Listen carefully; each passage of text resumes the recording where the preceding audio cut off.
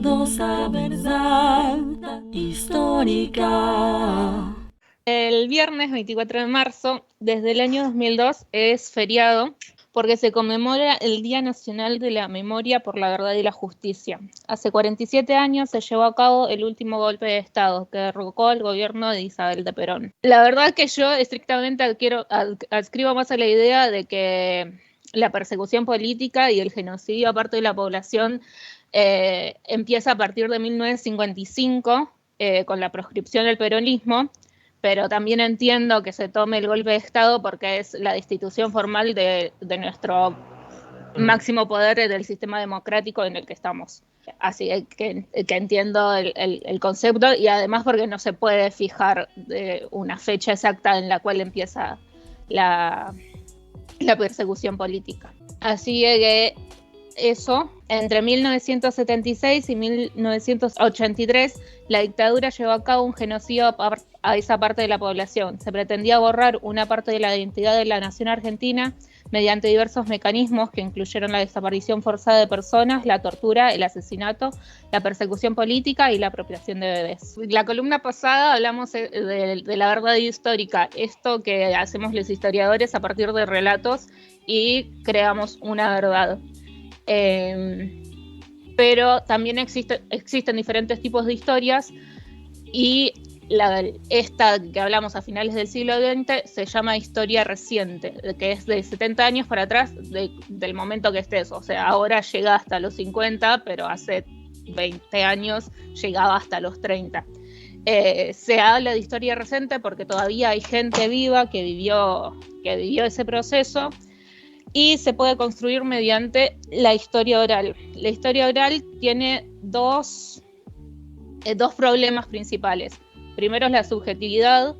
Si bien ninguna historia es objetiva, al estar inmersos aún en el contexto histórico en el cual se forma esa historia, para los historiadores nos es muy difícil ser lo más objetivos posibles mediante la historia oral y reciente. El otro es la memoria, porque la memoria, aunque creamos que es fiable, la verdad que no lo es.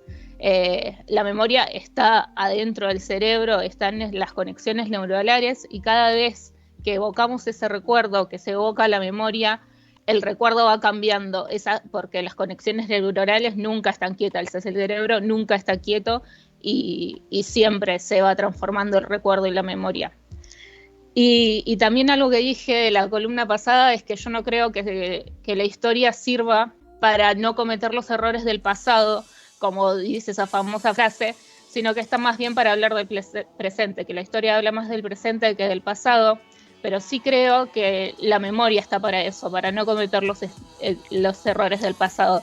La memoria es la que nos hace, porque las personas finalmente somos más pasado que presente. Esos como conceptos principales para empezar esta columna.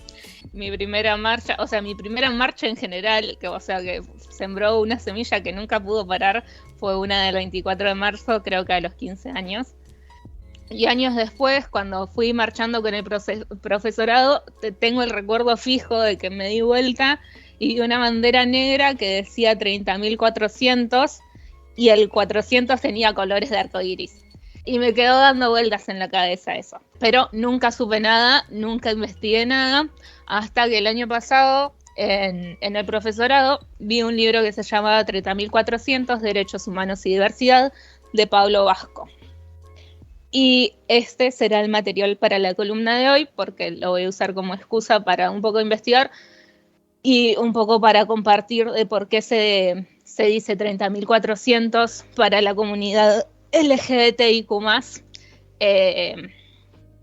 Bueno, porque la verdad que nosotros tenemos que defender la cifra 30.000 ante los negacionistas, porque los genocidios se denuncian con cifras redondas para poder defenderlos, porque no hay ningún relato no hay ninguna ciencia, ningún registro, porque lo que estaban haciendo era ilegal, de cuántos desaparecidos hay. Entonces lo defendemos, que son 30.000.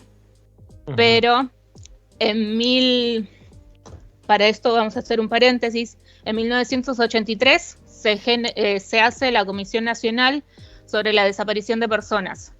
La CONADEP, fue el organismo encargado del informe final entregado a Alfonsín bajo el nombre Nunca Más. Este informe registra, apenas un año después del retorno a la democracia, 9.089 casos de personas desaparecidas y o ejecutadas desde 1976.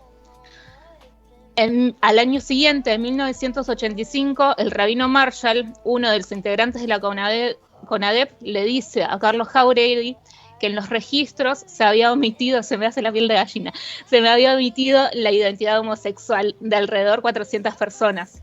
400 personas fueron doblemente desaparecidas, porque 400 personas se les borró la identidad de ser homosexuales, que era una identidad paraguas en los 80 para hablar de la comunidad LGBT, cuyo trato y tortura fue equiparable a la violencia que sufrieron las personas de la comunidad judía. De ahí derivan los 400. Es una cifra simbólica, porque de esas 400 personas son de los 9.000 casos que denunció la CONADEP. Sirve para visibilizar a aquellas 400 personas cuyas identidades fueron otras desaparecidas intencionalmente, doblemente desaparecidas e invisibilizadas. Son 30.400 compañeros para romper con la memoria que supone heterosexual.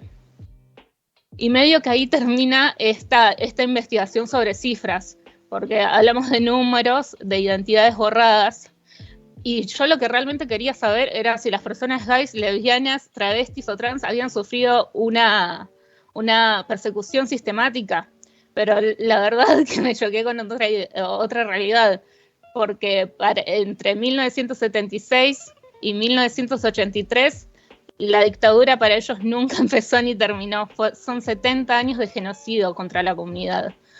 El Archivo de la Memoria Trans denuncia 70 años de genocidio sistemático por parte del Estado para borrar su identidad. Pero los años siguen pasando, la lucha por la democracia y la memoria, la verdad y la justicia sigue avanzando.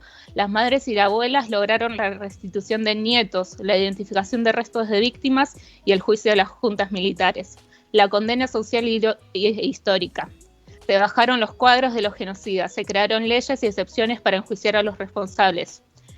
El movimiento y la lucha por los derechos humanos fue creciendo. Los movimientos sociales ganando valor y creo que es por las abuelas que nos enseñaron a luchar.